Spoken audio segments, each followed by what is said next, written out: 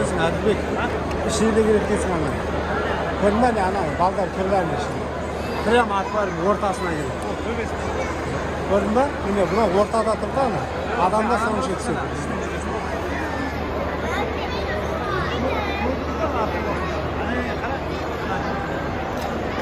Yani böyle canlı geliyor.